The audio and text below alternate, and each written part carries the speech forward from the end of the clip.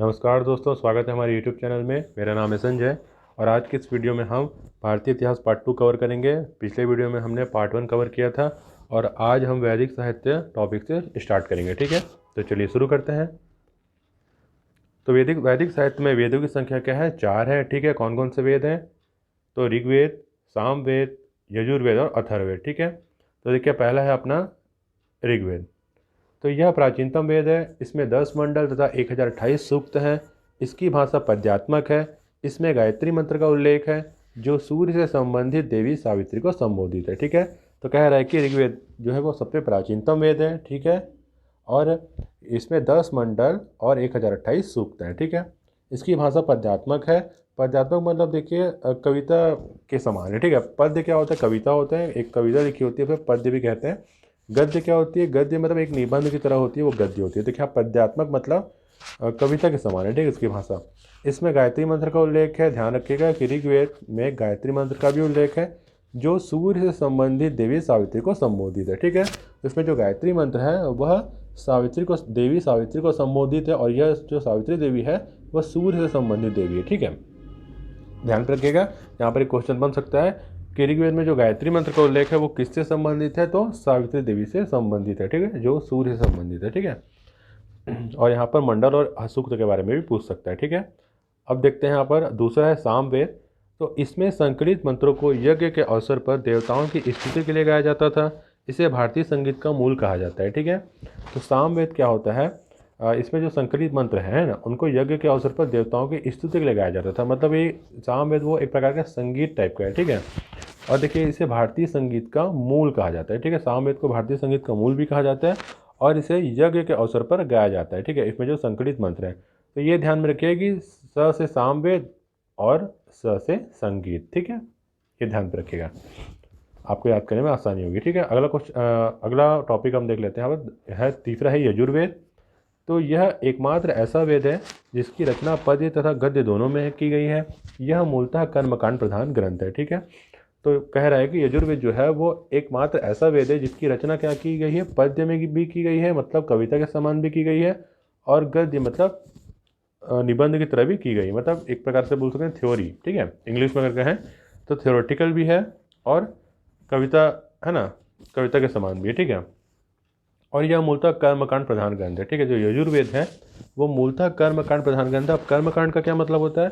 कर्मकांड मतलब धार्मिक क्रियाकलाप। ठीक है, धार्मिक क्रियाकलाप जहाँ होती है उन्हें कर्मकांड बोलते हैं। ठीक है, तो यहाँ पर ये देखिए, यहाँ पर इसे आप इस तरीके से याद रख सकते हैं कि देखिए य से यजुर्वेद और य से यज्ञ। ठीक है, ये यज्ञ है यजुर्वेद में, है ना, यज्ञ के बारे में ज़्यादा बताया गया है। ठीक है, क्योंकि कर्मकांड प्रधान ग्रंथ है तो जहाँ धार्मिक कर्मकांड होते हैं वहाँ यज्ञ भी होगा। तो याद रखिए य से यजुर्वेद, य से यज्ञ। ठीक है, आगे बढ़ते हैं हम। देखिए यहाँ पर ये फूड इंस्पेक्टर की क्लास है, तो यहाँ पर देखिए ज़्यादा डिटेल से आप नहीं जाएंगे। देखिए डिटेल से ज़्यादा कब पढ़ाया जाता है? जब आप यूपीएससी या पीएससी की तैयारी कर रहे होते हैं। फूड इंस्पेक्टर की क्लास में या फूड इंस्पेक्टर के एग्ज़ाम में उतना ज़्यादा डिटेल से क्वेश्चन नहीं आएंगे। ठीक है, तो आपको इंपॉर्टेंट चीज़ पढ़ना है और बड़े अच्छे तरीके से शॉर्ट तरीके से पढ़ना है, क्योंकि आप डिटेल में जाएंगे तो आपका टाइम वेस्ट ही होगा। क्योंकि डिटेल से पीएससी और यूपीएससी में पूछा जाता है, ज़्यादा डीप वहाँ पूछा जाता है। ये फूड इंस्पेक्टर की परीक्षा है तो यहाँ ज़्यादा डिटेल से नहीं पूछा जाता। हम सिलेबस के अकॉर्डिंग ही पढ़ेंगे। ठीक है, अब देखिए यहाँ पर है अथर्ववेद। ठीक है, तो इसमें ब्रह्म ज्ञान, औषधि प्रयोग, रोग निवारण, यंत्र तंत्र, टोना टोटका आदि का वर्णन है। ठीक है, तो अथर्ववेद में ब्रह्म ज्ञान का, औषधि प्रयोग का, रोग निवारण का, यंत्र तंत्र, टोना टोटका, इन सब का वर्णन है। ठीक है, ये ध्यान में रखिएगा। अगला है देखिए उपनिषद। तो ब्रह्म विषयक होने के कारण इसे ब्रह्म विद्या भी कहा जाता है।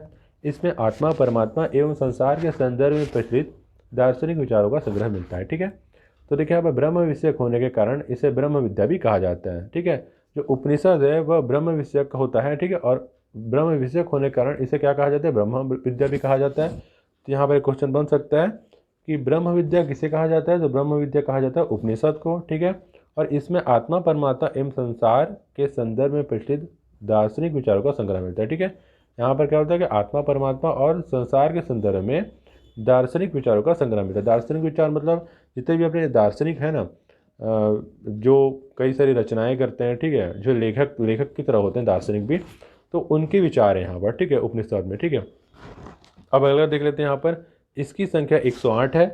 भारत का राष्ट्रीय आदर्श वाक्य सत्यमेव जयते मुंडकोपनिषद से लिया गया है। ठीक है, अब देखिए इसकी संख्या 8 है, मतलब उपनिषद की संख्या जो है वो 108 है। ध्यान पे रखिएगा, क्वेश्चन बन सकता है कि उपनिषदों की संख्या कितनी है, तो 108 है।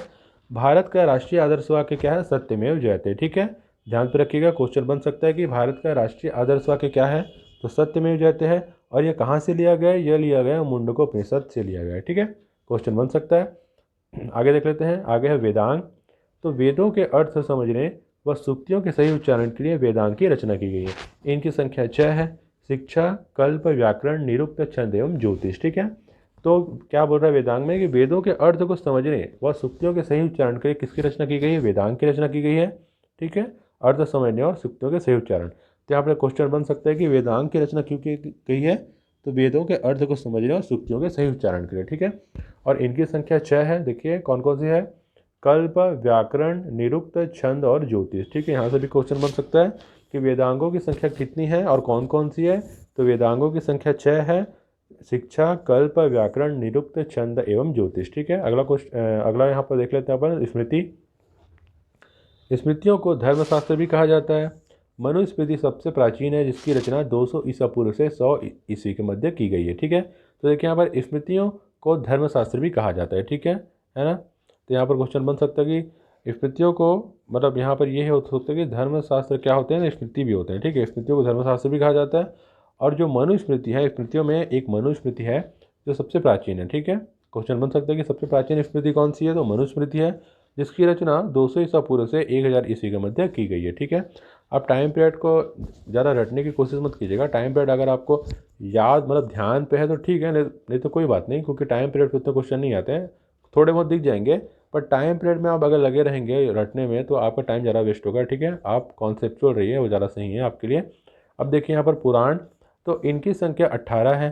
सर्वाधिक प्राचीन एवं प्रामाणिक मत्स्य पुराण है, इसमें विष्णु के 10 अवतारों का उल्लेख है। ठीक है, तो यहाँ पर कह रहे हैं कि पुराणों की संख्या कितनी है, 18 है। ठीक है, ध्यान पे रखिएगा, क्वेश्चन बन सकता है कि पुराणों की संख्या कितनी है, 18। और सर्वाधिक प्राचीन एवं प्रामाणिक मत्स्य पुराण है। ठीक है, सर्वाधिक प्राचीन और प्रामाणिक पुराण कौन सा है, तो मत्स्य पुराण। क्वेश्चन बन सकता है कि सबसे प्राचीन और प्रामाणिक पुराण कौन सा है, तो मत्स्य पुराण है। ठीक है, और इसमें विष्णु के 10 अवतारों का उल्लेख है। यहाँ से भी क्वेश्चन बन सकता है कि विष्णु के 10 अवतारों का उल्लेख कौन किस पुराण में है, तो मत्स्य पुराण में है। ठीक है, ध्यान पे रखिएगा। आगे बढ़ते हैं हम, अगला यहाँ पर टॉपिक है जैन और बौद्ध धर्म। ठीक है, तो चलिए शुरू करते हैं। जैन धर्म, तो जैन धर्म के प्रथम तीर्थंकर ऋषभदेव थे, इन्हें इस धर्म का संस्थापक भी माना जाता है। ठीक है, तो जैन धर्म के प्रथम तीर्थंकर कौन थे, ऋषभदेव थे, और इन्हें संस्थापक भी माना जाता है जैन धर्म का। ठीक है, ध्यान पे रखिएगा। जैन धर्म में कुल 24 तीर्थंकर हुए हैं। महावीर स्वामी जैन धर्म के 24वें तीर्थंकर थे, इन्हें जैन धर्म का वास्तविक संस्थापक माना जाता है। ठीक है, अब जैन धर्म में कुल कितने तीर्थंकर हुए हैं, तो 24 तीर्थंकर हुए हैं। ठीक है, महावीर स्वामी जैन धर्म के 24वें तीर्थंकर थे। ठीक है, महावीर स्वामी कौन से नंबर के तीर्थंकर थे, जैन धर्म के, तो 24वें तीर्थंकर थे, और ये आखिरी तीर्थंकर थे, याद रखिएगा। इसके बाद जैन धर्म में कोई भी तीर्थंकर नहीं हुए। ठीक है, अब इन्हें जैन धर्म का वास्तविक संस्थापक माना जाता है। देखिए यहाँ पर आपको कन्फ्यूज मत होइएगा। देखिए जैन धर्म का वास्तविक संस्थापक माना जाता है महावीर स्वामी जी को।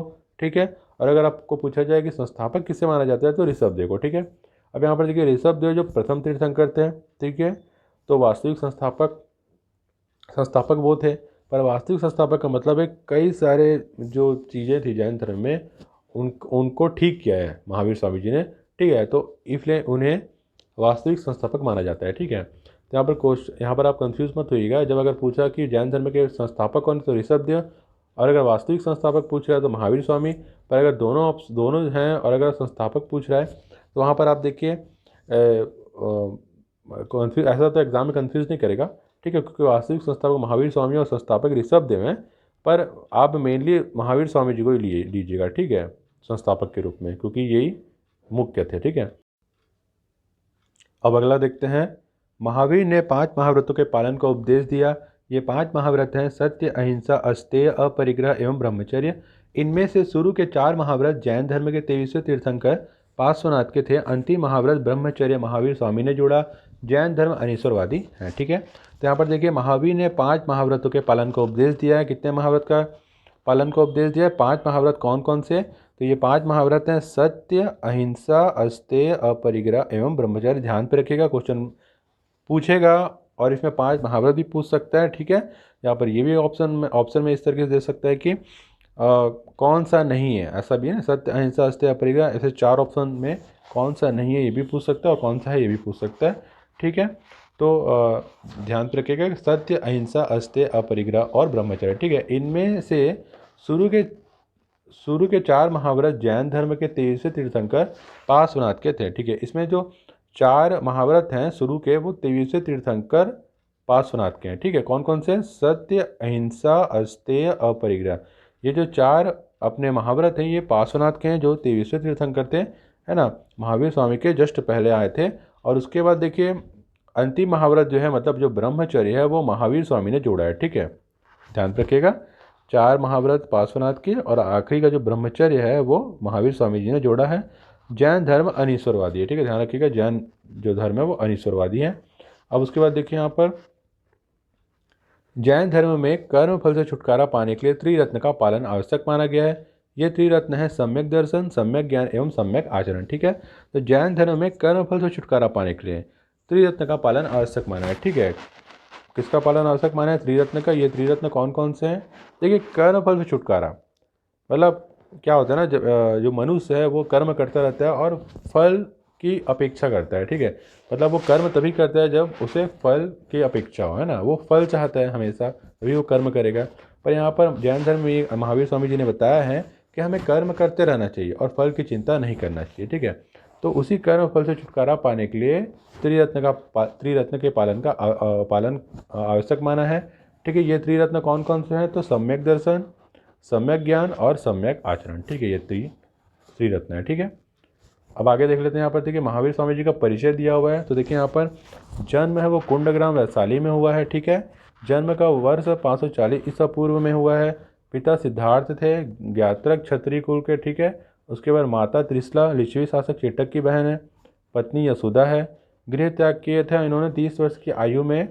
ठीक, उसके बाद यहाँ पर देखिए तप स्थल जिम्भिक ग्राम, ऋजुपालिका नदी किनारे तप स्थल। और कैवल्य ज्ञान की प्राप्ति 42 वर्ष की अवस्था में हुई है और निर्वाण मतलब मृत्यु हुई है उनकी 468 ईसा पूर्व पावापुरी में। ठीक है, अगला यहाँ पर कालांतर में जैन धर्म 2 संप्रदायों श्वेतांबर एवं दिगंबर में बंट गया। श्वेतांबर संप्रदाय के अनुयायी श्वेत वस्त्र धारण करते हैं जबकि दिगंबर संप्रदाय के अनुयायी वस्त्रों का परित्याग करते हैं। ठीक है, यहाँ पर कह रहे हैं कि कालांतर मतलब जब महावीर स्वामी जी का निधन हो गया तो उसके बाद कालांतर में जैन धर्म जो है वो 2 संप्रदायों में बंट गया था। कौन कौन से संप्रदाय?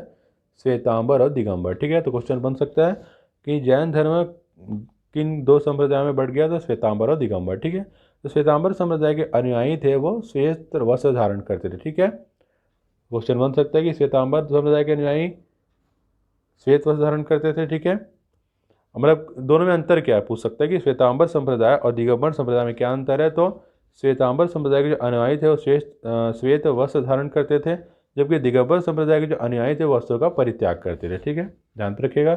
अब महावीर स्वामी ने अपने उपदेश प्राकृतिक भाषा में दिए हैं। ठीक है, प्राकृत भाषा। ठीक है, कौन से भाषा में दिए हैं अपने उपदेश? प्राकृत। ये क्वेश्चन बन सकता है। ठीक है, आता भी कभी कभी। ठीक है, अब यहाँ पर देखिए बौद्ध धर्म। तो बौद्ध धर्म के संस्थापक कौन थे? गौतम बुद्ध, ये सभी जानते हैं। ठीक है, अब यहाँ पर देखिए गौतम बुद्ध का थोड़ा परिचय देख लेते हैं हम। तो देखिए जन्म हुआ है लुम्बिनी ग्राम कपिलवस्तु में। जन्म का वर्ष जो है वो 563 ईसा पूर्व है। पिता शुद्धोधन शाक्य गण के प्रधान थे। माता महामाया कोलीय गण की राजकुमारी थी। पत्नी यशोधरा थी। पुत्र राहुल था। ठीक है, गृह त्याग किया इन्होंने 29 वर्ष की अवस्था में है, तो 29 वर्ष की आयु में महाभिनिष्क्रमण कहते हैं। ठीक है, इसे तो यहाँ पर क्वेश्चन बन सकता है कि गृह त्याग को क्या कहा जाता है? गौतम बुद्ध के गृह त्याग को क्या कहा जाता है? तो महाभिनिष्क्रमण। ठीक है, क्वेश्चन आता है ये 29 वर्ष की आयु में इन्होंने गृह त्याग कर दिया था। बहुत ही बड़ी बात है। ठीक है, 29 वर्ष की आयु में जो इंसान मतलब हर चीज़ का वो करना चाहता है, लाभ उठाना चाहता है, लाइफ को अच्छे से जीना चाहता है, तब उन्होंने गृह त्याग कर दिया था। सोचो। उसके बाद देखिए यहाँ पर तप स्थल उरेवला निरंजना नदी किनारे। ठीक है, उसके बाद देखिए ज्ञान की प्राप्ति जो हुई है इनको 35 वर्ष की अवस्था में ज्ञान की प्राप्ति हुई है और महापरिनिर्वाण मतलब इनकी मृत्यु हुई है 483 ईसा पूर्व कुशीनगर में। ठीक है, अब देखिए गौतम बुद्ध ने अपना पहला उपदेश सारनाथ ऋषिपत्तनम में दिया। यहाँ पर क्वेश्चन बन सकता है कि गौतम बुद्ध ने अपना पहला उपदेश कहाँ दिया? तो सारनाथ ऋषिपत्तनम। आगे देखते हैं। बुद्ध ने सांसारिक दुखों के बारे में 4 आर्य सत्य बताए हैं। ये हैं दुख, दुख समुदय, दुख विशेष तथा दुख निरोध गामिनी प्रतिपदा। ठीक है, तो बुद्ध ने सांसारिक दुखों के बारे में कितने आर्य सत्य बताए हैं? 4 आर्य सत्य बताए हैं। ठीक है, कौन कौन से? दुख हैं, दुख समुदय, दुख विशेष और दुख निरोध। ठीक है, गामिनी प्रतिपदा है, ध्यान पे रखिएगा, क्वेश्चन आ सकता है। ठीक है, अब यहाँ पर देखिए बुद्ध, संघ एवं धम्म, ये 3 बौद्ध धर्म के त्रिरत्न है। ठीक है, कौन कौन से बौद्ध धर्म के त्रिरत्न है? तो देखिए बुद्ध, संघ एवं धम्म, ये 3 जो है वो बौद्ध धर्म के त्रिरत्न है। ठीक है, अगला यहाँ पर देखिए बौद्ध ग्रंथों सूत पिटक, विनय पिटक तथा अभिधम्म पिटक को सामूहिक रूप से त्रिपिटक कहा गया है। त्रिपिटक की भाषा पाली है। ठीक है, तो बौद्ध ग्रंथों जिसमें सूत पिटक, विनय पिटक और अभिधम्म पिटक है, इन्हें सामूहिक रूप से त्रिपिटक कहा गया है। और क्वेश्चन बन सकता है कि त्रिपिटक किससे कहा गया है? तो त्रिपिटक कहा गया सूत पिटक, विनय पिटक और अभिधम्म पिटक को, और त्रिपिटक की भाषा क्या है? पाली है। ठीक है, तो यहाँ से एक और क्वेश्चन बन सकता है कि त्रिपिटक की भाषा क्या है? त्रिपिटक की भाषा पाली है। ठीक है, अब महात्मा बुद्ध ने अपने उपदेश पाली भाषा में दिए हैं। ठीक है, तो यहाँ से एक क्वेश्चन बन सकता है कि महात्मा बुद्ध ने अपने उपदेश किस भाषा में दिए हैं? तो पाली भाषा में। अगला देख लेते हैं यहाँ पर पॉइंट, दुखों से छुटकारा पाने के लिए बुद्ध ने अष्टांगिक मार्ग का उपदेश दिया। यह है सम्यक दृष्टि, सम्यक संकल्प, सम्यक वाक, सम्यक कर्मान, सम्यक आजीव, सम्यक व्यायाम, सम्यक विपत्ति और सम्यक समाधि। ठीक है, बहुत ही इंपॉर्टेंट पॉइंट है। देखिए यहाँ पर फिर से दुखों से छुटकारा पाने के लिए बुद्ध ने अष्टांगिक मार्ग का उपदेश दिया है। ठीक है, किसके लिए दिया है? दुखों से छुटकारा पाने के लिए। ठीक है, क्वेश्चन बन सकता है। अब ये कौन कौन से अष्टांगिक मार्ग हैं? तो देखिए पहला है सम्यक दृष्टि, सम्यक संकल्प, सम्यक वाक, सम्यक कर्मान, सम्यक आजीव, सम्यक व्यायाम, सम्यक विपत्ति और सम्यक समाधि। ठीक है, ध्यान पे रखिएगा। अगला यहाँ पर देखिए प्रतीत समुत्पाद को गौतम बुद्ध की शिक्षाओं का सार कहा जाता है। बौद्ध धर्म अनीश्वरवादी तथा अनात्मवादी है। ठीक है, तो यहाँ पर देखिए प्रतीत समुत्पाद को गौतम बुद्ध की शिक्षाओं का सार कहा जाता है। देखिए यहाँ पर एक टर्म आया प्रतीत समुत्पाद, इसे क्या कहा जाता है? इसे कहा जाता है गौतम बुद्ध की शिक्षाओं का सार। ठीक है, तो यहाँ से क्वेश्चन बन सकता है कि गौतम बुद्ध की शिक्षाओं का सार किसे कहा जाता है? तो प्रतीत समुत्पाद को। ठीक है, और बौद्ध धर्म अनीश्वरवादी और अनात्मवादी है। ठीक है, ध्यान रखिएगा। अगला पॉइंट है कालांतर कनिष्क के शासन, कालांतर में कनिष्क के शासन काल में बौद्ध धर्म का विभाजन हीनयान तथा महायान 2 शाखाओं में हो गया। हीनयान शाखा के अनुयायियों ने गौतम बुद्ध को मूल उपदेशों को स्वीकार किया, जबकि महायान शाखा के अनुयायियों ने बुद्ध की मूर्ति पूजा का प्रचलन शुरू किया। देखिए बहुत इंपॉर्टेंट लाइन यहाँ पर देखिए, कालांतर में कनिष्क के शासनकाल में, ठीक है, किसके शासनकाल में? कनिष्क के शासनकाल में बौद्ध धर्म का विभाजन हो गया। ठीक है, कौन कौन से शाखा में? हीनयान और महायान। ठीक है, 2 शाखाओं में विभाजन हो गया। क्वेश्चन बन सकता है कि बौद्ध धर्म का विभाजन कौन सी 2 शाखाओं में हुआ है? तो हीनयान और महायान।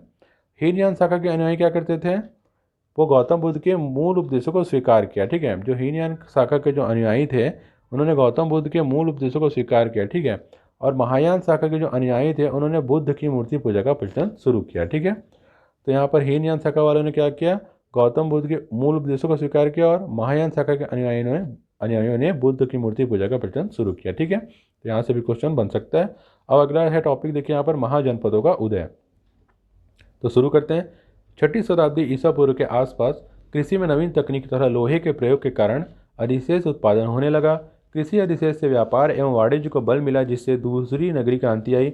इस कारण उत्तर वैदिक काल के जनपद महाजनपदों में परिवर्तित हो गए। ठीक है, यहाँ पर कह रहे हैं कि 6ठी शताब्दी ईसा पूर्व के आसपास कृषि में नवीन तकनीक तथा लोहे के प्रयोग के कारण, ठीक है, यहाँ पर टाइम पीरियड याद रखिएगा 6ठी शताब्दी। ठीक है, 6ठी शताब्दी ईसा पूर्व के आसपास क्या हुआ? कृषि में नवीन तकनीक आने लगी। ठीक है, और लोहे के प्रयोग अधिक होने लगे, जिसके कारण अधिशेष उत्पादन होने लगा। मतलब आधे से ज़्यादा, मतलब देखिए जितना मतलब अधिक उत्पादन होने लगा, इतना उत्पादन होने लगा कि कुछ बच जा रहा था। ठीक है, तो उसे अधिशेष बोलते हैं।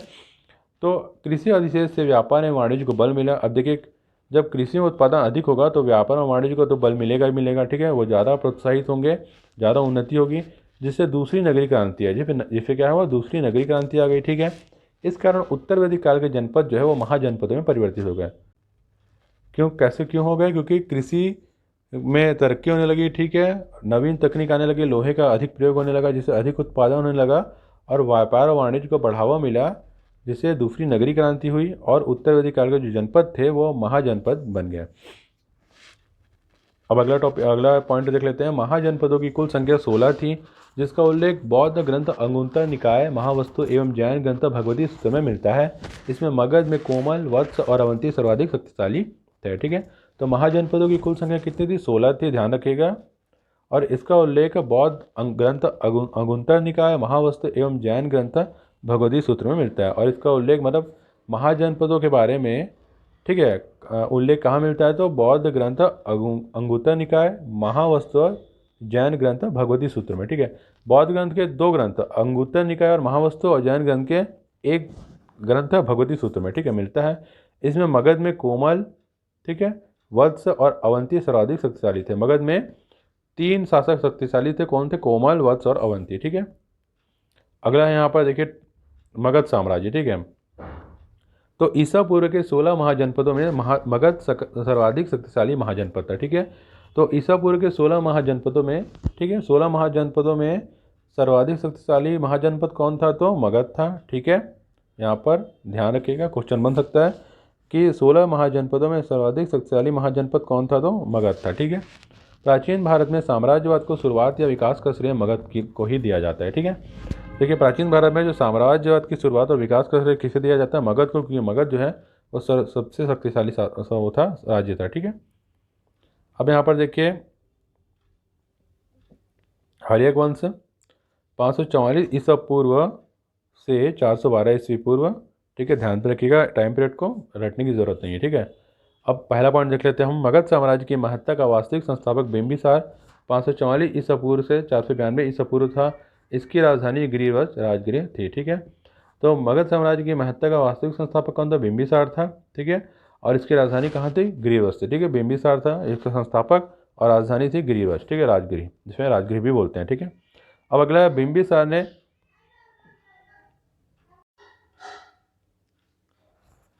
बिंबिसार ने वैवाहिक संबंधों के आधार पर अपनी राजनीतिक स्थिति सुदृढ़ की। देखिए बिंबिसार ने वैवाहिक संबंध स्थापित किए। ठीक है, और उसके आधार पर उसने क्या किया? अपनी जो राजनीतिक स्थिति उसको मजबूत की। ठीक है, और अपनी राजनीतिक स्थिति को मजबूत करने के लिए बिंबिसार क्या है? विवाह करता था। ठीक है, अगला देख लेते हैं यहाँ पर। अजातशत्रु के शासनकाल में राजगृह के सप्तपर्णी गुफा में प्रथम बौद्ध संगति का आयोजन हुआ था। ठीक है, अजातशत्रु के शासनकाल में क्या हुआ था? बौद्ध संगति का आयोजन, प्रथम बौद्ध संगति का आयोजन हुआ था राजगृह के सप्तपर्णी गुफा में। ठीक है,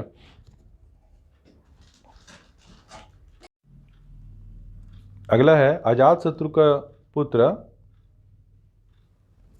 ठीक है, अजातशत्रु का पुत्र उदयन उदयभद्र 460 ईसा पूर्व से 444 ईसा पूर्व हर्यक वंश का तीसरा महत्वपूर्ण शासक था। उसने पाटलिपुत्र, वर्तमान में पटना कहते हैं जिसे, की स्थापना तथा उसे अपनी राजधानी बनाया। ठीक है, तो अजातशत्रु का जो पुत्र था उदयन, जिसे उदयभद्र भी कहते थे, ठीक है, यह हर्यक वंश का तीसरा महत्वपूर्ण शासक था। ठीक है, तीसरा महत्वपूर्ण शासक था। उसने पाटलिपुत्र, जिसे वर्तमान में पटना कहते हैं, की स्थापना की। ठीक है, तो यहाँ पर क्वेश्चन बन सकता है कि पटना या पाटलिपुत्र की स्थापना किसने की? तो अजातशत्रु के पुत्र उदयन या उदयभद्र ने की, और उसे अपनी राजधानी बनाया। ठीक है, यहाँ पर पटना की स्थापना की, ठीक है, पाटलिपुत्र की, और उसे अपनी राजधानी बनाया। ठीक, अब यहाँ पर देखिए अगला है बिंबिसार ने अपने राजकीय चिकित्सक जीवक को पड़ोसी राज्य अवंती के शासक चंड प्रद्योत महासेन की चिकित्सा के लिए भेजा। ठीक है, बिंबिसार ने क्या किया?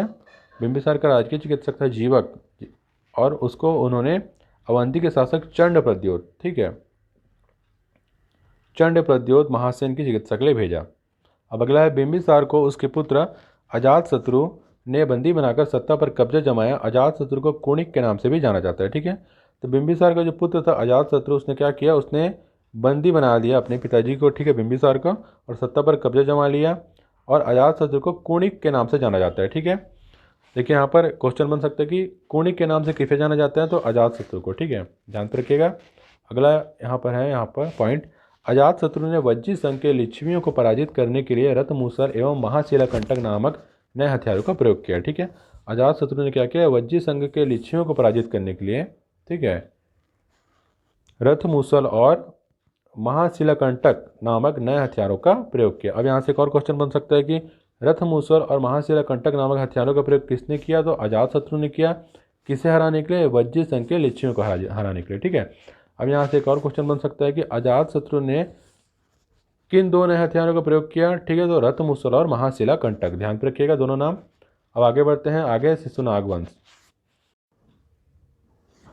देखिए, तो हर्यक वंश के सेनापति शिशुनाग ने मगध की सत्ता पर कब्जा कर शिशुनाग वंश की स्थापना की। अब देखिए हर्यक वंश का जो सेनापति था शिशुनाग, इसने क्या किया? मगध की सत्ता पर कब्जा कर जमा लिया। देखिए शिशुनाग वंश से पहले हर्यक वंश शासन कर रहे थे, पर और उस हर्यक वंश में ये सेनापति था शिशुनाग।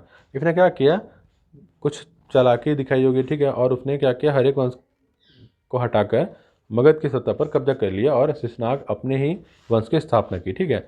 अब इस वंश के शासक कालाशोक काकवर्ण के शासनकाल में मगध की राजधानी वैशाली थी, जहां द्वितीय बौद्ध संगति का आयोजन हुआ, ठीक है। तो देखिए शिशुनाग वंश के जो शासक थे कालाशोक या जिसे काकवर्ण भी कहते थे, ठीक है, के शासनकाल में मगध की राजधानी वैशाली थी, ठीक है। कालाशोक या काकवर्ण के शासनकाल में मगध की राजधानी कहाँ थी, वैशाली थी, और जहाँ द्वितीय बौद्ध संगति का आयोजन हुआ, ठीक है।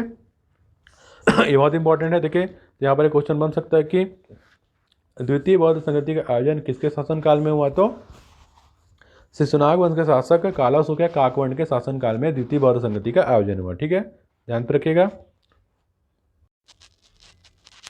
अगला है देखिए नंद वंश। तो देखिए नंद वंश का टाइम पीरियड है वो 344 ईसा पूर्व से 324 ईसा पूर्व तक है, ठीक है। अब यहाँ पर देखिए नंद वंश का संस्थापक जो महापद्मनंद था उसे सर्व क्षत्रांतक अर्थात सभी क्षत्रियों का नाश करने वाला कहा गया है, ठीक है। तो नंद वंश का संस्थापक कौन था, महापद्मनंद था, ठीक है, ध्यान रखिएगा। नंद वंश का संस्थापक कौन था, क्वेश्चन बन सकता है, तो महापद्मनंद, और उसे सर्व क्षत्रांतक अर्थात सभी क्षत्रियों का नाश करने वाला। देखिए यहाँ से एक और क्वेश्चन बन सकता है कि सर्व क्षत्रांतक किसे कहा जाता था, तो महापद्मनंद को कहा जाता था, और सभी क्षत्रियों का नाश करने वाला किसे कहा गया, तो महापद्मनंद, ठीक है। यहाँ से एक और क्वेश्चन बन सकता है कि सर्व क्षत्रांतक का अर्थ क्या है, तो सभी क्षत्रियों का नाश करने वाला। अब यहाँ देखिए अगला पॉइंट है, यहाँ पर महापद्मनंद ने एक क्षत्र राज्य की स्थापना की तरह एक राट की उपाधि धारण की, ठीक है। तो यहाँ पर एक क्वेश्चन बन सकता है, देखिए यहाँ पर एक क्षत्र राज्य की स्थापना और एक राट की उपाधि धारण की, ठीक है। तो क्वेश्चन बन सकता है कि किसने एक क्षत्र राज्य की स्थापना कर एक राट की उपाधि धारण की, तो महापद्मनंद ने, ठीक है। अगला क्वेश्चन है नंद वंश का अंतिम शासक धनानंद था, इसी के शासनकाल में सिकंदर ने भारत पर आक्रमण किया था, ठीक है। तो नंद वंश का अंतिम शासक कौन था, धनानंद था, और धनानंद के ही शासनकाल में सिकंदर ने भारत पर आक्रमण किया था। तो यहाँ से क्वेश्चन बन सकता है कि सिकंदर ने भारत पर जब आक्रमण किया था तो किसका शासन था, धनानंद का था, ठीक है, नंद वंश के धनानंद का शासन था, ठीक है। अब देखिए यहाँ पर अगला टॉपिक है, बहुत इंपॉर्टेंट टॉपिक, सिकंदर का भारत अभियान। तो सिकंदर मैसिडोनिया मकदूनिया के क्षेत्र राजा फिलिप का पुत्र था, ठीक है। सिकंदर क्या था, मैसिडोनिया मकदूनिया के राजा फिलिप का पुत्र था, ठीक है। अगला देखिए यहाँ पर अपने विश्व विजय की योजना के अंतर्गत सिकंदर ने भारत पर आक्रमण किया। देखिए जो सिकंदर है वो विश्व विजय के लिए निकला था, दुनिया पर फतह हासिल करने के लिए निकला था। तो इसी योजना के अंतर्गत सिकंदर ने भारत पर आक्रमण किया था, ठीक है। कोई उसकी पर्सनली दुश्मनी नहीं थी सिकंदर की कि मतलब एकदम दुश्मन बन गए और आक्रमण किया, नहीं, वो विश्व विजय करने निकला था और दुनिया को जीतते जीतते उसने रास्ते में भारत आया तो भारत को जीतने निकल पड़ा था, ठीक है, और उसने आधी दुनिया जीत भी ली थी, ठीक है। अब यहाँ पर देखिए अगला है झेलम तथा चिनाब के मध्यवर्ती प्रदेश के शासक पोरस या पुरु ने सिकंदर का प्रतिरोध किया। सिकंदर एवं पोरस के बीच 326 ईसा पूर्व में लम नदी के किनारे भीषण युद्ध हुआ, जिसमें पोरस की हार हुई। इसको वितस्ता का युद्ध या हाई डे स्पीसीज का युद्ध के नाम से जाना जाता है। बाद में सिकंदर की सेना ने व्यास नदी के आगे बढ़ने से इनकार कर दिया, अंततः सिकंदर को वापस लौटना पड़ा, ठीक है। तो यहाँ पर देखिए बहुत इंपॉर्टेंट लाइन है, यहाँ पर देखिए झेलम तथा चिनाब के मध्यवर्ती प्रदेश के शासक पोरस ने सिकंदर का प्रतिरोध किया। जब सिकंदर ने भारत पर आक्रमण किया तब झेलम और चिनाब के जो मध्यवर्ती प्रदेश के शासक था पोरस, उसने सिकंदर का प्रतिरोध किया, ठीक है। और सिकंदर और पोरस के बीच 326 ईसा पूर्व में लम नदी किनारे भीषण युद्ध हुआ, जिसमें पोरस की क्या हार हुई। देखिए कई बुक में पोरस की विजय हुई है लिखा है और कई बुक में पोरस की हार हुई, पर हम यहाँ पर पोरस की हार को ही मान के पढ़ेंगे, ठीक है। तो पोरस की हार हुई और इस युद्ध को क्या कहते हैं, वितस्ता का युद्ध कहते हैं या हाई डे स्पीसीज का युद्ध कहते हैं, ठीक है। बाद में सिकंदर की सेना ने क्या किया, व्यास नदी के आगे बढ़ने से इनकार कर दिया। मतलब सिकंदर की जो सेना थी वह युद्ध करते करते थक गई थी बहुत और आगे नहीं जाना चाहती थी, तो उन्होंने क्या किया, व्यास नदी के आगे बढ़ने से इनकार कर दिया, ठीक है। सिकंदर को मना कर दिया कि भाई अब देखिए हम युद्ध नहीं कर सकते, हम बहुत थक गए हैं, अब हम घर लौटना चाहते हैं। तब सिकंदर को वापस लौटना पड़ा, ठीक है। अगला देख लेते हैं, यहाँ पर वापस लौटते समय 323 ईसा पूर्व में बेबीलोन में सिकंदर की मृत्यु हो गई। देखिए तो यहाँ पर 323 ईसा पूर्व में से बेबीलोन में सिकंदर की मृत्यु हो गई, ठीक है। क्वेश्चन बन सकता है सिकंदर की मृत्यु कब हुई, तो यहाँ डेट को याद रखिएगा 323 ईसा पूर्व में। तो देखिए आज का यह वीडियो ख़त्म होता है, ठीक है। पार्ट 2 आज यहाँ पर समाप्त होता है और अगली वीडियो में हम भारतीय इतिहास पार्ट 3 खत्म करेंगे, ठीक है। तो वीडियो पसंद आए तो वीडियो को लाइक कीजिएगा, शेयर कीजिएगा और हमारे यूट्यूब चैनल को सब्सक्राइब कीजिएगा। मिलते हैं अगली वीडियो में, तब तक के लिए धन्यवाद, नमस्कार।